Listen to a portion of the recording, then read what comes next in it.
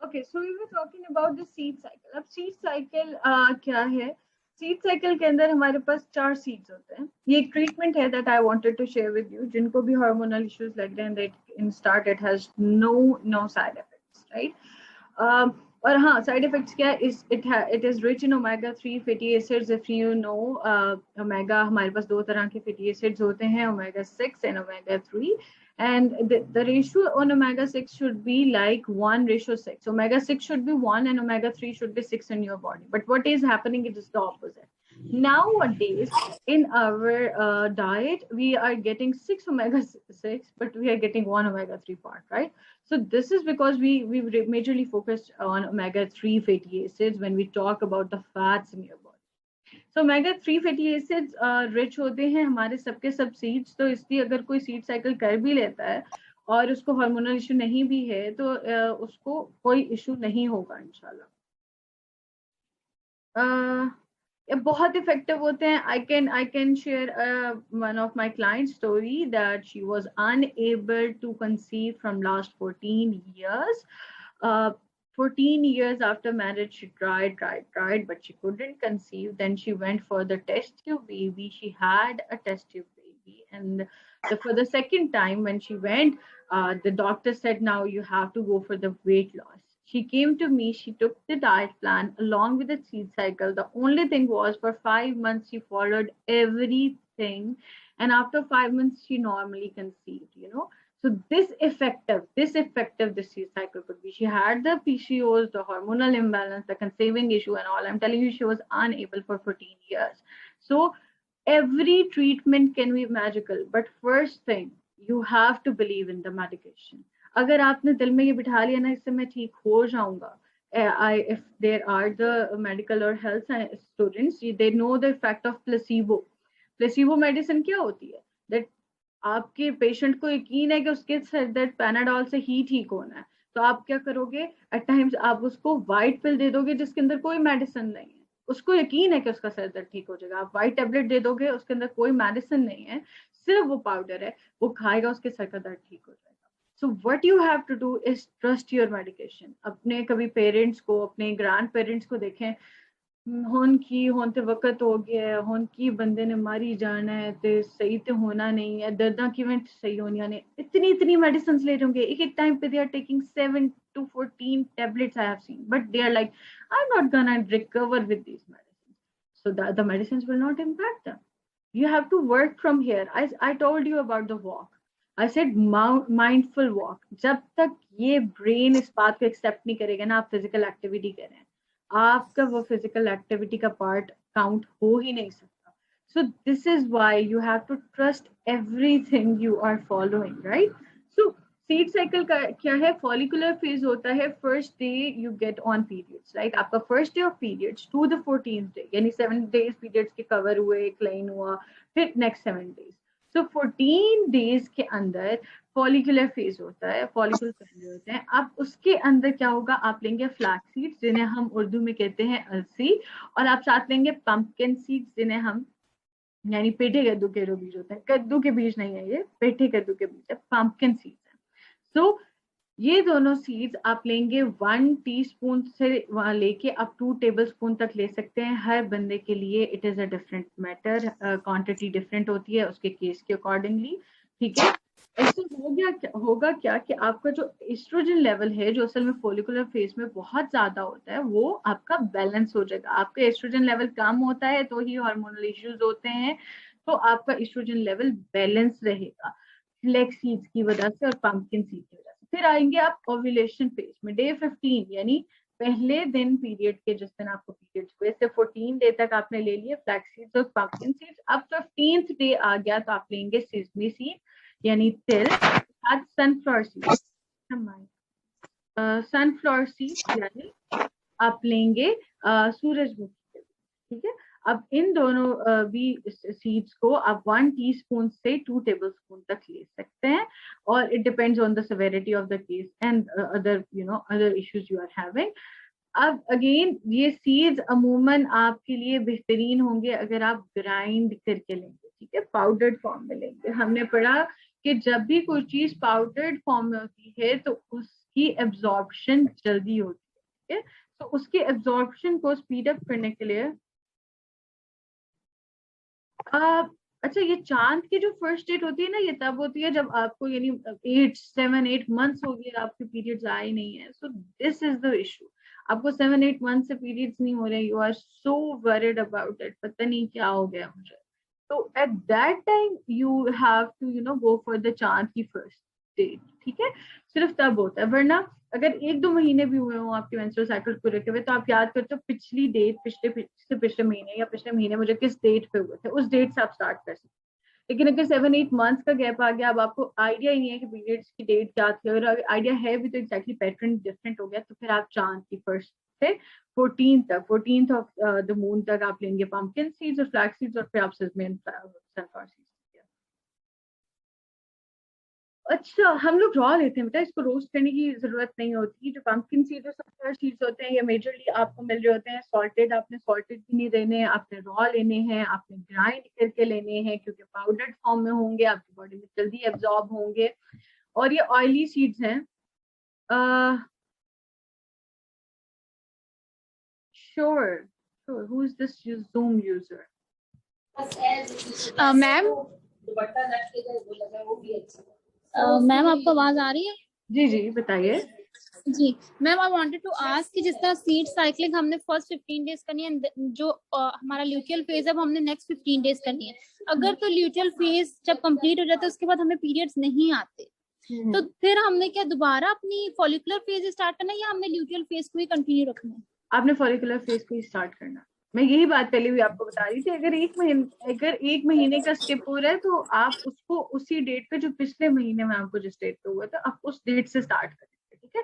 आपने उसमें ये इस प्रॉब्लम को मतलब वो नहीं, लेकिन हाँ, अगर 7-8 मंथ्स हो गए, तो फिर हाँ, आप मून की डेट्स के अकॉर्डिंग ले लेंगे। फर्स्ट ऑफ मून, जैसे आप देखें हमारे पास जो है मुहर्रम के बाद सफर का लेट से चांद निकलना, तो सफर के चांद से फर्स्ट, किसी का अगर वो 7-8 महीने हो गए, सफर के चांद से फर्स्ट से 14th ऑफ द सफर की डेट तक वो लेगा फ्लैक्स सीड्स और पंपकिन सीड्स, और 15 से वो सिर्फ में फिर एवरी मंथ, यानी जब तक वो स्टेबलाइज नहीं। Okay. The detailed questions of case studies I will give at the end of the session. Okay, later on from seed cycle, if we come, we have few herbs. Zira, cumin seed. Zira is very effective for the weight loss, for metabolic health. आपकी metabolic health अच्छी होगी, आपका weight loss होगा. Again, आपके hormones balance होंगे. Cumin seeds are very effective. लेने कैसे? अभी ना, this is another story. Go to Google, find out what we should take for the hormones. You will get it all. What I want to tell you here is, excuse me ma'am, yes, आपने क्या बताया है, कौन सी चीज best है? जीरा? जी बेटा, जीरा। मैम किस हार्मोनल इम्बैलेंस के लिए? इसका इनडायरेक्ट इम्पैक्ट आएगा बेटा हार्मोनल इम्बैलेंस पे, because it will first increase your metabolic rate, क्योंकि आपको मेटाबॉलिक रेट जो है वो स्लो डाउन हो जाता है जब आप हार्मोनल इम्बैलेंस में होते हो। और दूसरा, ये आपके जो है वेट लॉस में हेल्प करता है, एग्जैक्टली मेटाबॉलिक हेल्थ को और आपके गैस्ट्रिक हेल्थ को बेहतर करते हुए, तो आपके हार्मोन्स इनडायरेक्टली इसकी वजह से बैलेंस। मैम मतलब हम इसको वैसे च्यू करके खा सकते हैं, या फिर मतलब पानी वगैरह के साथ ले सकते हैं? यही बात I will tell you in a while, I just wait for that, ठीक है। Okay ma'am.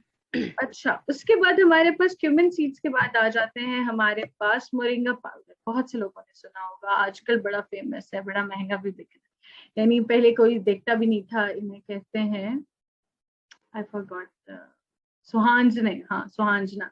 अगर आपने पेरेंट्स से पूछें, दे विल बी लाइक, हाँ वो तो इतना होता था, we never cared, right. So researches were done in Pakistan on sohanjna ही रहता है, तो उससे मोरिंगा पाउडर बनता है।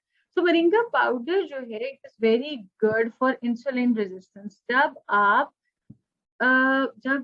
कभी भी हार्मोनल इम्बैलेंस होता है आपकी बॉडी में, तो उसकी वजह से इंसुलिन रेजिस्टेंस भी हो जाती है। इंसुलिन रेजिस्टेंस के केस में हम मोरिंगा पाउडर देते हैं, इट इज वेरी इफेक्टिव, क्योंकि ये डायरेक्टली आपकी इंसुलिन इंटॉलरेंस को, इंसुलिन जो रेजिस्टेंस है बॉडी में, उसको कम करता है, और फिर अगेन आपके मेटाबॉलिक हेल्थ को सही करता है। इसमें बहुत ज्यादा विटामिन्स और मिनरल्स होते हैं, it is rich in water soluble vitamins and minerals, that is why it is effective too. Then we come on to dill seeds, या इन्हें कहते हैं सोए के बीज। सोए के बीज जिनको भी मसला होता है फ्लो का, जैसे किसी ने बात की, जिसको भी मसला होता है फ्लो का, वो सोए के बीज लेगा, अगर विद इन डेज उसका फ्लो जो है सेटल हो जाएगा, ठीक है. So it is very very very effective for the flow of the menstrual cycle. Then it comes raspberry leaves. These are very good. आजकल raspberry trees जो आपकी teas होती हैं, those are available in the market, क्योंकि this is not very particularly available in our area, especially when we talk about Punjab.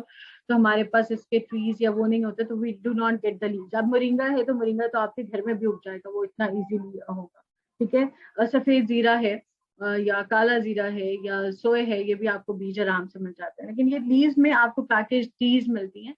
And this is for again metabolic health, और ये आपकी hormonal. जी बेटा, ये सोए के बीज होते हैं, ठीक है, इन्हें सोए के बीज कहते हैं उर्दू में, और इनका काम ये होता है कि ये आपके एक मेंस्ट्रुअल साइकिल को रेगुलेट करता है. इनका काम ये है, आपकी बॉडी की जितनी भी एक्सक्रीशंस है उनको स्पीड अप करें, ठीक है. हमें स्वेटिंग होना जरूरी है, ठीक है. हमें जो है हमारी यूरिनेशन प्रॉपर होना जरूरी है. उसके साथ हमारे जो है फ्लो, मेंस्ट्रुअल फ्लो होना जरूरी है. उन सब चीजों को स्पीड अप करता है, हमारी बॉडी की वेस्ट को हमारी बॉडी में से निकालता है सोए का ये काम, राइट. तो सोए के बीज बहुत ज्यादा हमारे पेरेंट्स और जो हमारे बड़े हैं ये दिया करते थे उनको, जब उनका किसी को मेंस्ट्रुअल फ्लो नहीं होता था, ठीक है. रेस्पिरेटरी लीव्स भी अगेन आपके हार्मोनल हेल्थ को बेहतर करेंगे. And lastly we have okay, lastly we have turmeric root, यानी हल्दी. अगर हल्दी घर की बनी हुई हो, यानी घर की बनी हुई, घर में सुखाई आपने, घर में की है, एग्जैक्टली हमें बाहर का नहीं पता होता, it could be orange colour only too. तो आपकी बॉडी में जो इन्फ्लेमेशन है, जो स्वेलिंग है, वो कम हो जाती है. और बेस्ट वे आपने बहुत सुना होगा, दूध के साथ हल्दी लेना या दूध में डाल के हल्दी लेना, तो it is very effective for lowering the inflammation rate. अब जो बात मैं करने लगी हूँ, I have not written it on slide and this is what I want you to focus. Herbal medicine के अंदर, being a dietitian, I'm a dietitian, right? I have read all the sciences, the medical sciences, और medical sciences कहती है कि गर्म और ठंडा कुछ नहीं होता, ठीक है. मेडिकल साइंस का मानना है कि कोई चीज ठंडी या गर्म तासीर में नहीं होती, जबकि अब आप हर्बल मेडिसिन की बात करते हैं तो हर्बल मेडिसिन की तो बात ही शुरू गर्म और ठंडे से. Okay, I will tell you. अच्छा, तो बात ही जब हमारी गर्म और ठंडे से होती है, तो लेट्स टॉक अबाउट द गर्म ठंडा. अगर हम न्यूट्रिशन साइंसेस में पढ़ते हुए, when the parallel degrees, I was contradicting from one fact in one degree and was really coming on the fact in the other degree. I really thought about it and I talked about it a lot of practitioners at my student life, and I got to know उनका मानना ये है, अगर हम scientific term में बताएं, ऐसी चीज जो आपकी बॉडी में फौरन एब्जॉर्ब होके एनर्जी दे. अगर साइंस कभी तासीर को मानती है तो ये कहती है कोई भी ऐसी चीज जो आपकी बॉडी में फौरन एनर्जी प्रोड्यूस करे, क्योंकि एनर्जी प्रोडक्शन से आपको पता है हमेशा हीट रिलीज होती है, तो वो गर्म होगी. और वो चीज जो हीट रिलीज स्लोली करे या बहुत देर से करे, यानी उसमें एनर्जी प्रोडक्शन कम हो, वो ठंडी. साइंस किसी हद तक इस बात को मानती है, लेकिन तासीर का कॉन्सेप्ट हर्बल मेडिसिन में डिफरेंट है. हमारे नबी पाक सल्लल्लाहु अलैहि वसल्लम की सेइंग है, I am just telling you the मफहूम, इट सेज दैट हमेशा गर्म को ठंडे से और ठंडे को गर्म से इलाज किया जाए, राइट, या उसको काम किया जाए. जैसे कहते हैं बुखार जो है वो जहन्नुम की आग है, so you have to cool it by the water. तो क्या की जाती है, ठंडी पट्टियां की जाती है. Your body is heated up and what you do, you make the body temperature lower by cold, cold pads. So what happens is कि आपको पहली चीज अपना मिजाज समझना है. मेरा मिजाज, मैं बहुत जल्दी, जिन लोगों को एक्नी का इशू हो जाता है, बहुत बर्निंग होती है, जिन लोगों को, जिनके हाथ पांव सामने से फ्रंट से बहुत बर्न होते हैं, in case of both mails and females, उन सब को पहले ये समझना है कि मेरा बॉडी का मिजाज कैसा है. क्या मेरी बॉडी का मिजाज गर्म है या ठंडा है, यानी सर्दियों में बहुत गर्मी ना लगना और बहुत सर्दी ना लगना, सॉरी, ठीक है, गर्मियों में बहुत गर्मी लगना, हाथों पाँवों की बर्निंग होना, स्टमक बर्निंग बहुत जल्दी होना, स्वेटिंग होना. बहुत ज्यादा। ये सब बताते हैं कि आपकी बॉडी का मिजाज जो है ना वो गर्म, ठीक है, और बहुत बहुत जल्दी गुस्सा आना is also related to the गर्म मिजाज body. It is also related कि आपकी बॉडी का मिजाज गर्म है। तो अगर आपकी बॉडी का मिजाज गर्म है तो इसका मतलब है कि आपको ठंडी चीजें लेनी, ठीक है। हमारा मसला यही है, बॉडी का मिजाज गर्म है, ऊपर से तरीके के कहवे देते जाना है, ये वाला कहवा, ये वाला कहवा ले लो, ये वाला कहवा ले लो। सो होगा क्या, अगेन आपकी बॉडी हीट अप हो जाएगी, आपकी गेस्ट्रिक हेल्थ आपकी खराब होगी, आपका जीआई सिस्टम पूरा उससे इफेक्ट हो जाएगा, आपकी स्वेटिंग बहुत ज्यादा होगी, आप डिहाइड्रेटेड होंगे, बहुत से मसले। So treatment always should be according to the मिजाज of your body and then come age. याद रखें, जिस चीज को आपने पानी में उबाल दिया, हर्बल मेडिसिन ये कहती है, ग्रीक मेडिसिन यानी the initials of medicine, Greek medicine is the one that made the medicine. वो ये कहते हैं कि अगर किसी चीज को आपने पानी में उबाल दिया तो उसकी तासीर गर्म हो जाती है। यानी अगर इसी जीरे को मैं पानी में उबाल के आपको दूंगी तो आप पूरी बॉडी में इसकी तासीर गर्म होगी, ठीक है। अगर यही जीरा मैं आपको दही में डाल के दूंगी, यानी क्यूमिन रायता बना लेंगे हम इसको, या सिर्फ हम पानी में इसको, जैसे इन्फ्यूज्ड वाटर से डिटॉक्स वाटर का कॉन्सेप्ट आया, तो असल में वो है क्या कि आपने इसी जीरे को रात भर जो था पानी में भिगो के रख दिया और सुबह आपने वो पानी पी लिया तो वो ठंडी तासीर। इसी तरह यहाँ पे मैंने मेंशन जानबूझ के नहीं किया मिंट, क्योंकि हमारी ट्रीटमेंट्स में यूज बहुत होता है, मिंट को बहुत आलीशान चीज समझा। सो मिंट अगर आपने उबाल लिया, अगेन गर्म तासीर, और अगर आपने उसको पानी में भिगोए रखा और फिर लिया, या आपने उसको दही में डाल के लिया, तो ठंडी तासीर है। तो पहले अपने मिजाज को समझें। अगर आपके जिस्म का मिजाज गर्म है तो कहवे मत लें, आप इन्फ्यूज्ड वाटर्स लें, या अपने, अगर कहीं कोई भी यहाँ पे स्टूडेंट्स हैं न्यूट्रिशन के, तो अपने पेशेंट्स को कहवे मत दें, उन्हें इन्फ्यूज्ड वाटर्स दें। इन्फ्यूज्ड वाटर्स का मतलब होता है कि किसी भी चीज को 24 आवर्स या ओवरनाइट 7 to 8 आवर्स आपने पानी में रख दिया भिगो के, और उस पानी को पी लिया तो उसकी तासीर ठंडी होती है, ठीक है। तो हमें गर्म को ठंडे से मिलाना है, हमें गर्म को गर्म से मिलाएंगे तो कभी भी हेल्थ प्रॉपर नहीं होगी, सेटल नहीं होगी, ठीक है। तो ये चीज बहुत, जी जी मैम, जो लेमन स्क्वीज करते हैं वाटर में, वो भी अक्सर लोग कहते हैं कि इसकी तासीर गर्म हो जाती है, और जो हम बेड में पीते हैं उसको हार मुँह पीते हैं, तो उसकी तासीर गर्म हो जाती है लेमन को अगर हम स्क्वीज कर लें सिंपल वाटर में? बिल्कुल भी नहीं, नहीं, उसकी तासीर गर्म नहीं होती, लेमन की गर्म तासीर नहीं होती। लेकिन अगर जैसे शहद की बात है, अगर आप शहद को, अब जैसे निहार मुंह की बात करें, समटाइम्स कंडीशंस नहीं होती है निहार मुंह वाली, हमने बना ली होती है, जैसे लेमन वाटर की हमने बना ली है। अब जैसे शहद को अगर आपने ठंडे पानी में लिया, ठीक है, तो उससे आपको लूज मोशंस लग सकते हैं, ठीक है, यानी जिसको कॉन्स्टिपेशन का मसला, वो ठंडे पानी में शहद का मतलब हुआ, ठीक है। लेकिन अगर आपने उसे एज अ डिटॉक्स वाटर लेना है, या अपने वैसे ही शुगर लेवल अपनी बॉडी का सेटल करने के लिए लेना है, तो आप उसे क्या करोगे, आप उसको नॉर्मल पानी में लोगे, ना तो गर्म में लोगे ना ठंडे में लोगे। जिस आप इस बात से भी मैटर होता है आप रह कहाँ पे रहे हो, ठीक है। अब जो गिलगित में रह रहे हैं उसकी ट्रीटमेंट डिफरेंट होगी, ठीक है। जो पंजाब में रह रहे हैं, जो लाहौर में रह रहे हैं, जो फिर सिब्बी में रह रहे हैं, उसकी ट्रीटमेंट डिफरेंट होगी। आप जिस एरिया में रह रहे हैं वो आपका बॉडी इन्वायरमेंट क्या है वो भी मैटर करता है। बाहर गर्मी है, ठीक है। अब मैं आपको एक और मजे की बात बताती हूँ, जिनकी बॉडी का मिजाज गर्म होता है, उन्हें गर्मी ज्यादा लगती है, उनको चाय ठंडी लेनी चाहिए। ठंडी का क्या मतलब है, आइस टी का कॉन्सेप्ट सुना है, हमें लगता है मजाक होती है चीजें, राइट, फैशन है, ठीक है। कोल्ड कॉफी फैशन लगता है हमें, फैशन नहीं है वो। कोल्ड कॉफी या कोल्ड टी या आइस टी का कॉन्सेप्ट ये है बच्चों कि उसके अंदर आपकी कैफीन कंटेंट उतना रहा, मजा आपका पूरा रहा उसमें, लेकिन आपने उसको ठंडा कर दिया। तो जो गर्म मिजाज के लोग हैं अगर वो ठंडा लेंगे तो वो ठंडी तासीर देगा बॉडी, ठीक है। कैफीन उसकी वही रहेगी, आपको एनर्जी मिलनी है ना, वो वही रहेगी, कैफीन मिलेगी आपकी बॉडी को, लेकिन उसका मिजाज ठंडा होगा, उसकी जो कॉन्सेप्ट है आप उसको समझें। सो ये बहुत जरूरी है। हर्बल मेडिसिन जो है वो इस तरह से आपकी एलोपैथिक मेडिसिन से डिफरेंट हो जाती है, क्योंकि हम समझते हैं कि ट्रीटमेंट के अंदर हर चीज को डिफरेंट तरह से लेना चाहिए। ठीक है, आप पाउडर्ड फॉर्म में लेंगे वो डिफरेंट इम्पैक्ट करेगा आपकी बॉडी को, आप पानी में लेंगे डिफरेंट इम्पैक्ट, आप उबाल देंगे उसको डिफरेंट इम्पैक्ट करेगा, आप दही में लेंगे वो डिफरेंट इम्पैक्ट करेगा। तो ये सब चीजें हर्बल मेडिसिन के अंदर आपको समझने की जरूरत है। उसके बाद सेकेंड आ गया हर्बल मेडिसिन। अब मुझे लगता है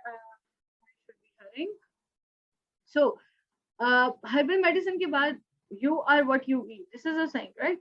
आप वो हैं जो आप खाते हैं। याद रखिए, आपकी सोच, आपका जहन, आपका दिमाग, आपकी जहानत, सब चीजें अलॉन्ग विद आपकी सेहत, सब चीजें बेस करती हैं आप खा क्या रहे हैं। आप बाहर से खाएंगे, बाहर से बनाया किसने? चलो थोड़ा सा इसको जरा मतलब मैं और तरीके से अगर लूं तो देखें, आपके घर में जो खवातीन बनाती हैं अमूमन वो नमाज पढ़ती हैं, बावजू होती हैं, अच्छी मतलब वो पाक साफ होती हैं, right? So you are getting it into it, right? अब बाहर से वो पता नहीं उन्होंने कुछ पहना हुआ भी है नहीं है, उनके बाल हैं, उनका स्वेट है, पता नहीं क्या क्या है। पहले तो खाने की हाइजेनिक जो है वो इतना हाइजेनिक नहीं है, ऊपर से उनकी पता नहीं प्रैक्टिसेस कैसी हैं। सो उनकी जैसी प्रैक्टिसेस होंगी, you are what you eat, आप वो हैं जो आप खा रहे हैं। फिर वो जानवर जो आप खा रहे हैं उसकी प्रैक्टिसेस भी मैटर करती हैं, वो पौधे जहां पर उगे हैं वो भी प्रैक्टिसेस। तो कोई लेट से लाहौर में कहा जाता है जो साग और पालक वगैरह होती है ना वो नाले के पास, I'm so sorry but this is what it is said here।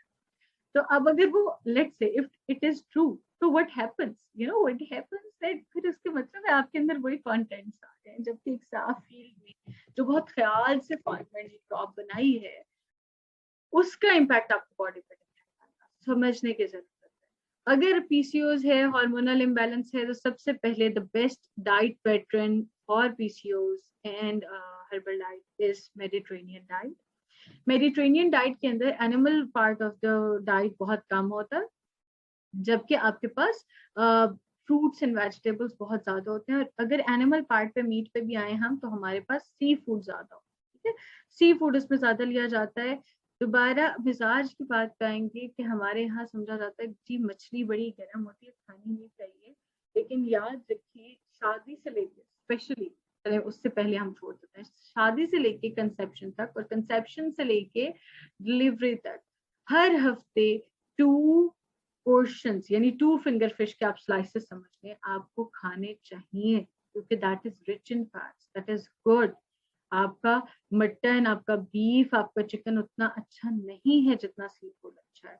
हाँ, बाकी भी तो गर्म चीजें खा। तो वेजिटेबल्स के अंदर याद रखिए 3 तरह की वेजिटेबल्स हैं जो आप लोगों को नजर आ रही होंगी। एक होती हैं हमारे पास green leafy vegetables, those are very good in fibre, vitamins and minerals. लेकिन ये सब वेजिटेबल्स आप क्रूसीफेरस होती हैं, मेजर डी यानी ब्रोकली है, कैबेज है आपके पास, उसके बाद आपके पास रेडिश और ये सब चीजें क्रूसीफेरस होती है, यानी बादी इन्हें कहते हैं हम उर्दू में, यानी आपकी जो टॉर्चुलेंस या ब्लॉटिंग होती है इनकी वजह से। इसलिए ये शाम 5 बजे से पहले पहले लेनी चाहिए, इसके बाद सब्ज सब्जियां नहीं लेनी चाहिए अनटिल और अनलेस पकी हुई। ठीक है, ये एक अलग चीज है, जैसे साग वगैरह या बहुत पका के हम लेते हैं तो वो एक अलग है, but still it should not be taken after 5 PM, क्योंकि उसके बाद आपका मेटाबॉलिक रेट कम हो जाता है। रात में अगर आप ऐसी चीजें लेंगे यानी सलाद खाएंगे बहुत ज्यादा तो आपको ब्लॉटिंग होगी, फ्लॉचुलेंस होगा, आपका जो है ना जिसे हम कहते हैं गैस हो जाती है। दूसरी तरफ आपके पास आ जाती है रूट वेजिटेबल्स, रूट और ट्यूबर्स, आलू हो गए, मूली होगी, गाजर हो गई, आपके पास शलजम हो गई, ये सब के सब, बीट रूट, चुकंदर हो गया आपके पास, ये सब के सब रूट्स हैं। याद करें, अगर I remember if you remember FSc की किताब के अंदर भी हमने ये पढ़ा था कि जो एक्स्ट्रा ग्लूकोज बनती है, जो एक्स्ट्रा स्टार्च बन जाती है प्लांट्स के अंदर, वो अपनी रूट्स में उसे जमा करना शुरू कर देते हैं। और हमने बीट रूट की एग्जाम्पल, तो वो जो एक्स्ट्रा स्टार्च वो स्टोर करते हैं वो फ्रूट बन जाता है, वो रूट बन जाता है। ठीक है, मोस्टली रूट फ्रूट भी ये होता है, बट जो रूट्स के अंदर स्टार्च स्टोर होती है that has high glycemic index. Glycemic index होता है कि वो आपके जिस्म में जाते ही आपका शुगर लेवल हाई करते हैं। सो हाई शुगर लेवल से बचने के लिए let's take a break.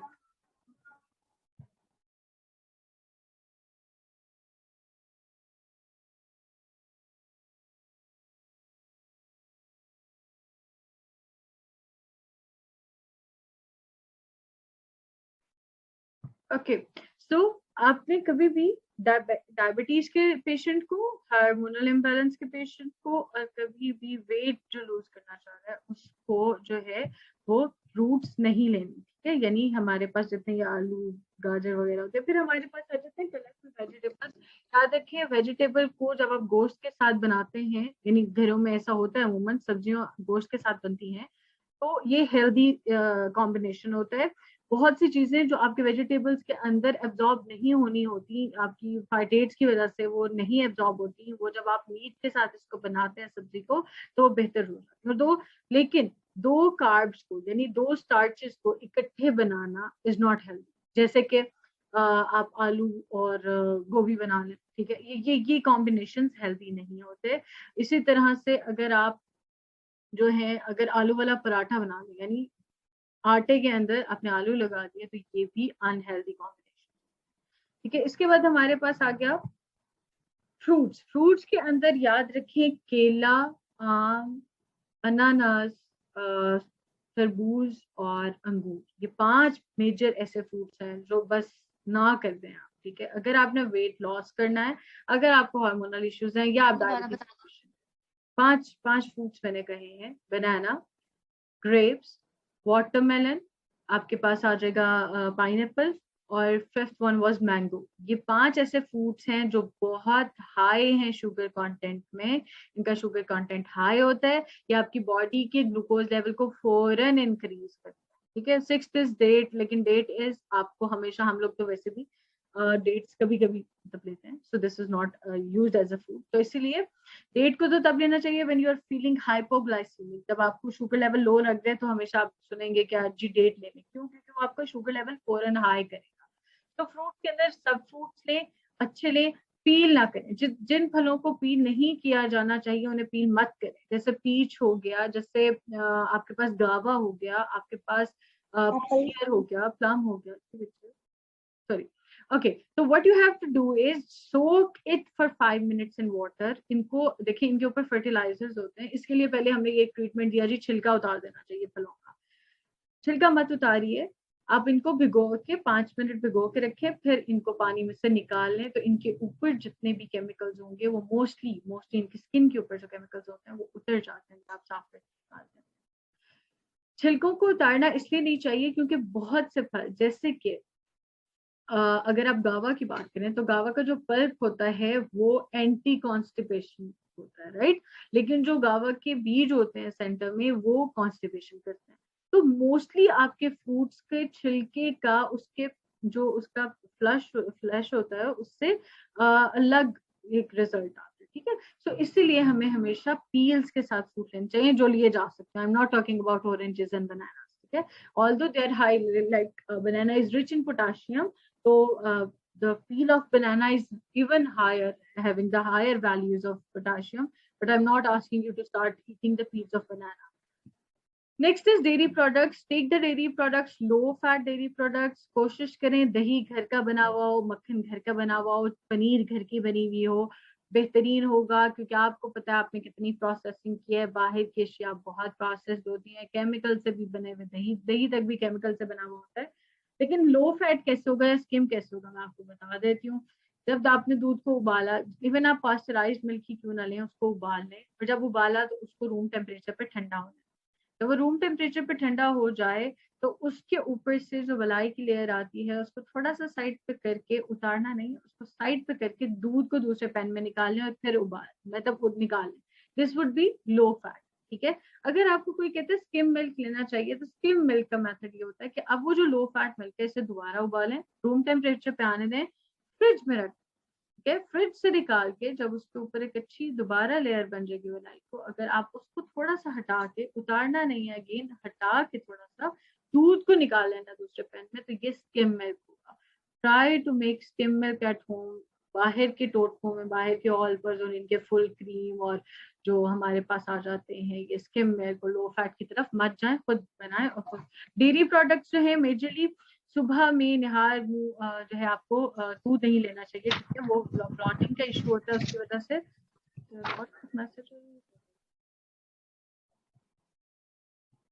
Ma'am ये बात दोबारा बता दें जो आप बता रही थी कि मैं ये कह रही हूँ मलाई को अलग हाँ करके। अच्छा, आप तो मैं ये बता रही थी कि आपने दूध जो भी लिया लेट्स से बाहर से, ठीक है, आपने उसको एक दफा उबाल लेना है, ठीक है, उबाल के जो उसके ऊपर फर्स्ट लेयर आती है, ठीक है, आपने उसको रूम टेम्परेचर पे जो बलाई की लेयर आई, आपने उसको हटाना है, उतारना नहीं है। वी जनरली डू के हम उसे उतार लेते हैं ऊपर से और नीचे दूध रह गया, राइट, यूं नहीं करना। अब उसको थोड़ा सा हटा के दूध को दूसरे पैन में निकाल लेना है, ठीक है, so that will be low fat, ठीक है। अब जो लो फैट मिल्क था, अगर किसी ने कहा आपको स्किम मिल्क लेना चाहिए, तो स्किम मिल्क ये होगा कि आप उस निकाले हुए दूध को दोबारा से उबालें, उसको रूम टेम्परेचर पर ठंडा होने दें, उसको फ्रिज में रखें। जब वो फ्रिज पे ठंडा हो जब वो फ्रिज में ठंडा हो जाए तो उसकी ओके, जब वो फ्रिज में ठंडा हो जाए तो उसके ऊपर से फिर हटाएंगे आप लेयर, और हटा के उसको जो है आप